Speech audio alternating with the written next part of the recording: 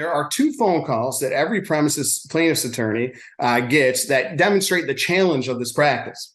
And I always lead with them to get you thinking these thoughts. I also lead with them to give you a feeling for what it really is like in the trenches in terms of the challenges of this practice.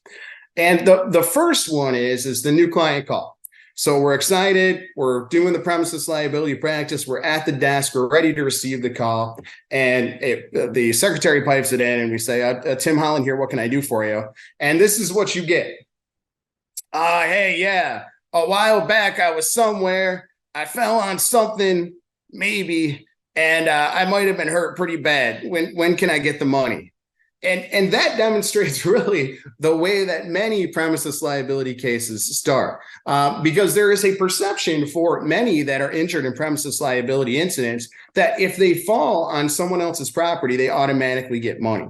And so from the outset, the general public really isn't necessarily aware that you need to prove liability in order to recover. So that first discouraging call that you get where somebody just says, yeah, I might have fallen somewhere. I'm not sure what I fell on. I think I'm hurt, but I'm not sure. When are you going to get me the money? And that really demonstrates the first challenge that you have as you initiate these cases is getting through that client call to get out of them what caused them to fall, really what's going on here. So that first challenge right out of the gate with these cases is trying to get through a tough call to figure out liability. Okay. Our second tough call that we have on almost every premises liability case is this. And when I say these calls happen on almost every case, I mean they happen on almost every case. And this is a call from the adjuster or the defense attorney. And they essentially say this: Tim, you're a nice guy. We like you. What the heck are you doing with this premises liability case? You know that there's no such thing as premises liability.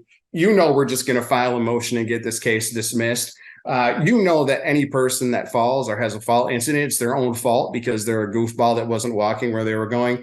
Here's your nuisance offer. We're only doing that because we personally like you. Otherwise, we're going to file a million motions and we're going to get this case dismissed. So we have the challenge of figuring out which cases to take and extracting the information from the client, challenge number one. And then we have the challenge of overcoming this fundamental myth that exists in the minds of so many defense attorneys and insurance industry people and sometimes jurors that there just is no such thing as premises liability because, hey, if you fell, you're a goofball that just wasn't paying attention to where you were going. And so these two phone calls that you get in every premises liability case really demonstrates the challenge of the practice.